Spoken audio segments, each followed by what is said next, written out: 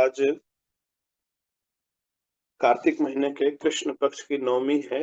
कल बहुला अष्टमी थी और राधा कुंड अपीयरेंस आज है। वीरभद्र गोस्वामी या वीरचंद्र गोस्वामी ये नित्यानंद प्रभु के पुत्र हैं। इनका आज आविर्भाव तिथि है। तो गृहस्थों की एक परंपरा है। बाद में जाकर बहुत लोगों ने नित्यानंद गोस्वामी, केवल उन्होंने सोचा कि हमारा अधिकार है प्रचार करने का चैतन्य महाप्रभु की धारा को आगे बढ़ाने का। सो कहते हैं नित्यानंद परंपरा। हालांकि ये वीरचंद्र गोस्वामी वहां तक परंपरा बहुत ही अच्छी चल रही थी। आगे कई शाखाएं और उप शाखाएं हुई हैं उसमें। तो आज नित्यानंद प्रभु के सुपुत्र वीरचंद्र गोस्वामी का आविर्भाव तिथि है। साथ ही साथ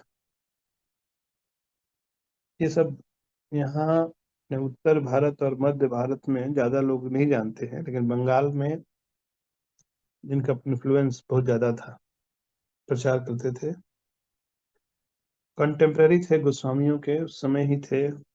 सभी धर्म और तीर्थ स्थानों की उन्होंने यात्रा की थी।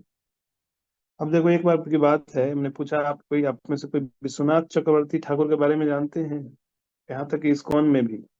तो किसी ने कहा नहीं नहीं, हम तो मिथुन चक्रवर्ती के बारे में जानते हैं।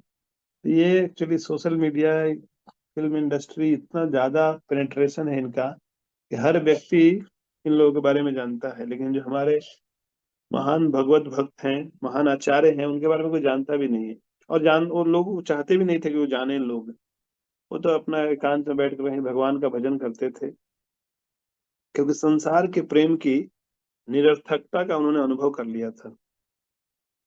तो आध्यात्मिक जीवन में आगे बढ़ने के लिए जरूरी है कि सांसारिक प्रेम की निरर्थकता का जब तक हम अनुभव नहीं करते हैं, तब तक व्यक्ति भगवान को अपना नहीं मानता है। तब तक उसको लगता है इस संसार में सुख है। तो हालांकि बहुत सारे भक्त हुए, गृहस्थ भक्त भी हुए हैं, लेकिन गृहस्थ भक्त भी आत्म साक्षात्कार को उपलब्ध थे, भगवत प्राप्ति उन्होंने की थी। तो गृहस्थ में रहते हुए भी उनका मन जो था, उनका प्राण था, वो सब भगवान में बसा हुआ था। चाहे अद्वैत आचार्य हो, चाहे नित्यानंद प्रभु हो, चाहे वीरचंद्र गोस्वामी हो, चाहे श्रीवास पंडित हो, चाहे चैतन्य महाप्रभु की लीला में कितने सारे भक्त हैं। बहुत बड़ी कतार है एक्चुअली गृहस्थ भक्तों की भी। तो हम समस्या क्या है, हम बद्ध अवस्था के कारण जो हमारे अपने हैं उनको हमने अपना नहीं माना है, और जो अपना नहीं है उसको हमने अपना मान बैठे हैं। और वही है हमारे जीवन में दुखों का मूल कारण। क्योंकि भौतिक आसक्ति से कई प्रकार के दुख उत्पन्न होते हैं। आसक्तियां ही भय का कारण बनती है। तो इसीलिए भक्ति में हमें कम से कम शरीर छूटने के पहले पूरी तरह से कृष्ण भावना भावित हो जाना चाहिए।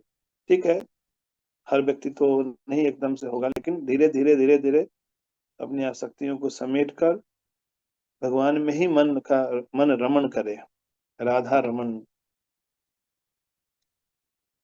ये सब कैसे होता है? ये सब होता है साधना भक्ति करने से, और भगवान की कृपा और भक्तों की कृपा से संभव है।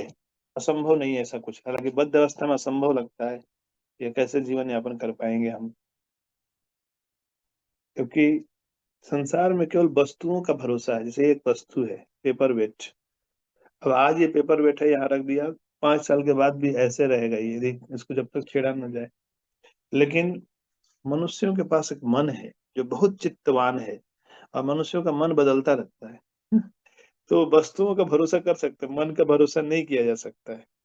यानी कल जो व्यक्ति आपसे जैसा व्यवहार करता था, जैसा आपसे प्रीति रखता था, तो आने वाले कल में भी वैसा ही व्यवहार और वैसा ही प्रेम रखे कोई आवश्यक नहीं है। क्योंकि भौतिक संसार परिवर्तनशील है। तो क्या करें फिर? तो इस संसार में हमें केवल अपने कर्तव्यों का निर्वाह करना चाहिए। पिता है तो उसको जिम्मेवारी है पुत्र की, पुत्री के, उनके प्रति, माता पिता के प्रति कुछ जिम्मेवारी है। हस्बैंड वाइफ के प्रति जिम्मेवारी है, वाइफ का हस्बैंड के प्रति जिम्मेवारी है। इनका बहुत अच्छे से निर्वाह करना चाहिए। लेकिन कभी ऐसा भी होना चाहिए कि चलो हम शांति से बैठकर मैं और भगवान, चलो मैं और राधा कृष्ण, इनके साथ भी हमारा एक वर्टिकल रिलेशनशिप है। भगवान के साथ सभी जीवों का एक वर्टिकल रिलेशनशिप है। उस रिलेशनशिप में रमण करना चाहिए। और बाकी सब रिलेशनशिप में क्या है, वहां भी करना चाहिए रमण, लेकिन साथ ही साथ उसके निरर्थकता को भी हमें देखना चाहिए कि आज मानो मैं इस व्यक्ति से इतना आसक्त हूँ, ये व्यक्ति जा सकता है, संसार से विदा हो सकता है, कभी भी इसकी मृत्यु हो सकती है, मेरी मृत्यु हो सकती है, दूसरों की तो छोड़ दे।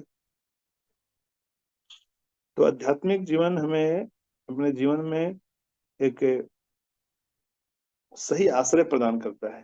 फॉल्स से आश्वासन नहीं देता आध्यात्मिक जीवन कि सब ठीक हो जाएगा। नहीं, सब कुछ, क्योंकि ये जगत ही ऐसे, जगत की सृष्टि ऐसे की गई है, इस जगत में कोई भी व्यक्ति सतत आनंदित नहीं रह सकता है। इस यहाँ पे हमेशा हर पग पग पे उलझन है। हाँ, लेकिन भक्ति का आश्रय लेने से, भगवान का आश्रय लेने से उलझने क्या है, उलझने तो रहेंगी, लेकिन उन उलझनों का हमारे ऊपर असर नहीं पड़ेगा।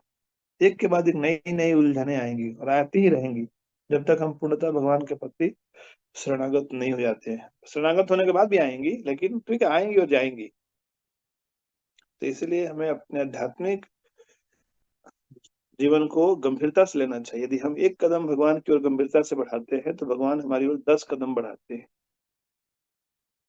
आज का कोट भी यही था, श्रील प्रभुपाद कर रहे हैं, फिर भला उनके बारे में क्या कहा जाए जिन्होंने श्री कृष्ण को ही अपना सर्वस्व मानकर उनकी सेवा के लिए उन्होंने अपना जीवन समर्पित किया है। तो अवश्य ही भगवान उनके ऊपर विशेष अनुग्रह करते हैं और उन्हें इस संसार के चक्र से मुक्त करते हैं। हरे कृष्ण कृष्ण कृष्ण हरे हरे, हरे राम राम राम हरे हरे। शिल प्रभुपाद की जय।